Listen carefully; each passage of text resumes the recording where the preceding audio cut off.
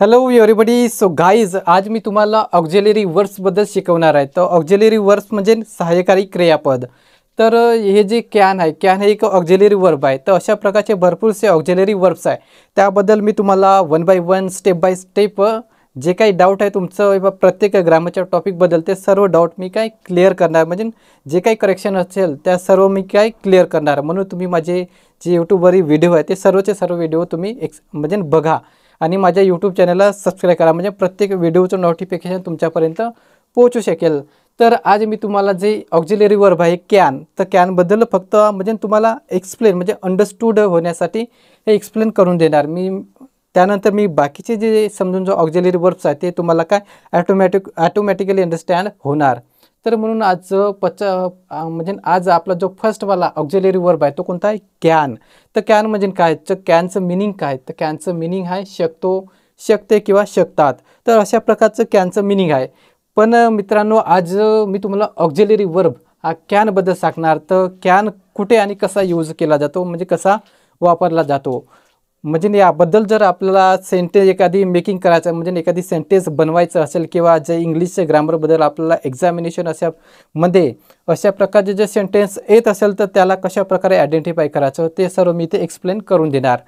तर एखादी कोणती परमिशन आपल्याला कोणाला द्यायची आहे, म्हणजे परवानगी कोणाला द्यायची आहे किंवा कोणापासून आपल्याला परवानगी घ्यायची आहे, तर ते परमिशन एक्सप्रेस करण्यासाठी किंवा परमिशन देण्यासाठी किंवा घेण्यासाठी या कॅन या ऑक्झिलरी वर्बचा काय उपयोग केला जातो, म्हणजे यूज केला जातो.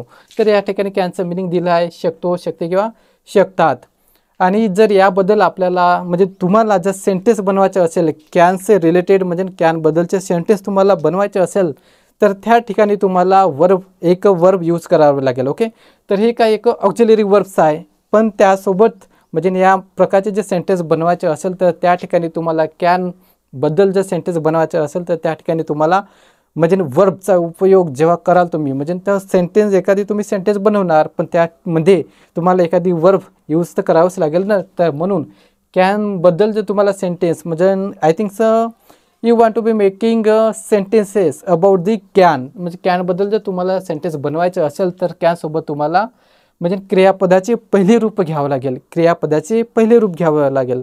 तर या ठिकाणी मी एक एक्झाम्पल दिलेलं आहे. You can seat hair, you can seat hair.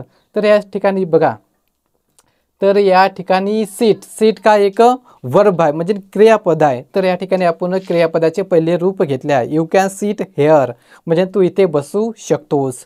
तर मित्रांनो, मला वाटते की तुम्हाला हे चांगल्या प्रकारे समजलं असेल आणि you don't worry about it. Okay, so I can explain it all over the clarification. तर हे फक्त मी तुम्हाला एकच एक्झाम्पल दिलेलं आहे. तर या प्रकारचे भरपूरसे एक्झाम्पल मी कॅनबद्दल तुम्हाला एक्सप्लेन करून देणार. म्हणजे कॅनबद्दलचे जे काही डाऊट असेल तुमच्या ब्रेनमध्ये, तुमच्या माइंडमध्ये, तर प्रत्येक डाऊट तुमचे काय क्लिअर होणार.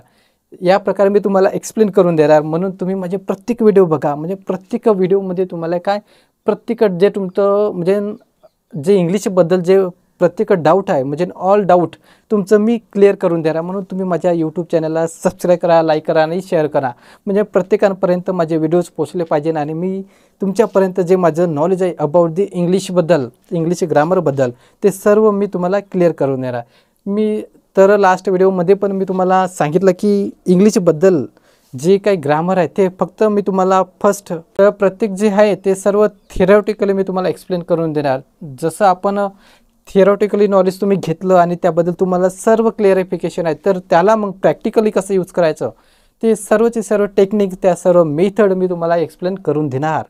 आपण हे शिकल्यानंतर मग प्रॅक्टिकल सेशन आपलं स्टार्ट होणार. मग प्रॅक्टिकल सेशन म्हणजे how to speak English fluently with other persons. तर प्रत्येक स्टेप बाय स्टेप प्रत्येक ज्या स्किल आहे त्या कम्युनिकेशन स्किल आहे त्या सर्व स्किल मी तुम्हाला एक्सप्लेन करून देणार. फक्त आपण जे इंग्लिशचे टॉपिक्स आहे, जे बेसिक टॉपिक्स आणि ॲडव्हान्स टॉपिक आहे ते सर्व टॉपिक्स मी कव्हर करून देणार. जे मी असं पण शिकवू शकतो तुम्हाला जसं आता मी थिअरॉटिकल तुम्हाला एक्सप्लेन करून देत आहे तर यामध्ये प्रॅक्टिकली पण आपण अंडरस्टँडिंग करत आहोत ना. तर यामध्ये दोन्ही पण कॉम्बो म्हणजे कॉम्बिनेशनमध्ये मी तुम्हाला शिकू शकतो. जसं थिअरॉटिकल मी ते एक्सप्लेन करून दिलेलं आहे तर सोबत मी प्रॅक्टिकली पण तुम्हाला काय म्हणजे एक्सप्लेनेशन करून देत आहे. म्हणजे दोन्ही पण इथे आपलं काय क्लॅरिफिकेशन होत आहे. तर मला वाटते की हे दोन्ही पण कॉम्बिनेशनमध्ये आपलं चालू आहे म्हणजे मी तुम्हाला शिकवत आहे. तर हे सर्व डाऊट सोबतच होणार. म्हणजे थिअरॉटिकली पण तुम्हाला मी एक्सप्लेन करून देणार आणि त्यासोबतच प्रॅक्टिकली पण होणार. तर पण जे इंग्लिश कम्युनिकेशन आहे त्याची मेथड जी आहे ते थोडी काय आय थिंक सो मला वाटते डिफरंट आहे, म्हणून त्यासाठी थोडा वेगळा टाईम आणि वेगळं एक्सप्लेनेशन लागणार. म्हणून त्या सर्व जे डाऊट आहे ते सर्व डाऊट मी तुमचं क्लिअर करून देणार. तर मला वाटते मित्रांनो आज एवढंच आहे. Thank you so much. भेटूया नेक्स्ट क्लास म्हणजे. जय हिंद.